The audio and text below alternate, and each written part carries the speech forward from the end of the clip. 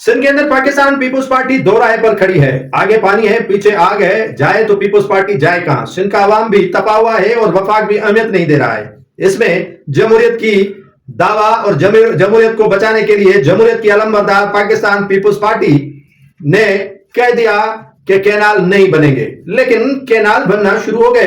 People's party ने कहा कि कैनालों पर हमें एतराजात हैं।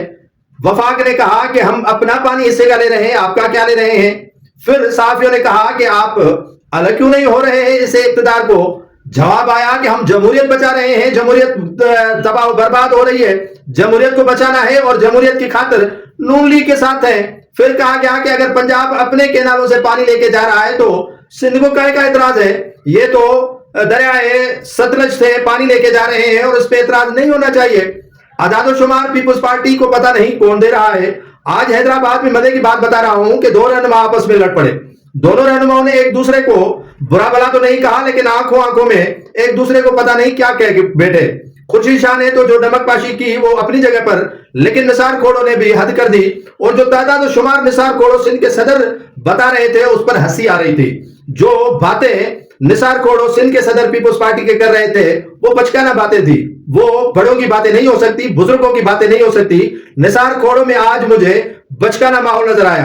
कहते हैं कि इमरान खान ने हमें गालियां दी और हमारा साथ नहीं दिया। कोalition में इमरान खान को हम ले रहे थे, लेकिन इमरान खान ने जवाब दे दिया। मजबूरन नून लीग का हिस्सा बन गए तो क्या हुआ।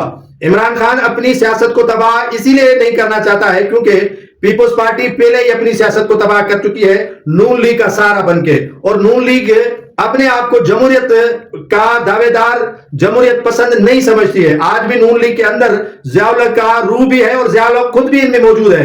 तो नून लीग बेफिक्र खड़ी है, लेकिन भुट्टो का रूह पीपुल्स पार्टी में नहीं है। अगर भुट्टो का रूह पीपुल्स पार्टी में होता तो निसार अहमद खोड़ो नहीं डांटता मौला बख्श चांडियों को और नहीं ये बातें करता कि हम जमहूरियत को बचाने के लिए नून लीग के हिस्सेदार और पार्टनर हैं।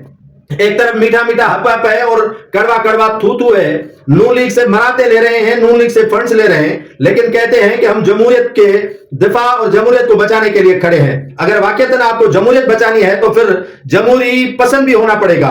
जमहूरियत बचानी है तो जमहूरियत पर इंप्लीमेंट भी करना पड़ेगा। जमहूरियत बचानी है तो फिर बेनजीर भुट्टो और जुल्फिकार अली भुट्टो की पार्टी का चुनाव भी करना पड़ेगा।